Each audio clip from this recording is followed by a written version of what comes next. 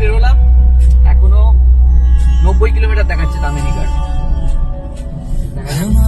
আজকে একটু রোদ আছে, আজকে বৃষ্টি সেরকম নেই, মেঘ আছে পুরো মেঘ।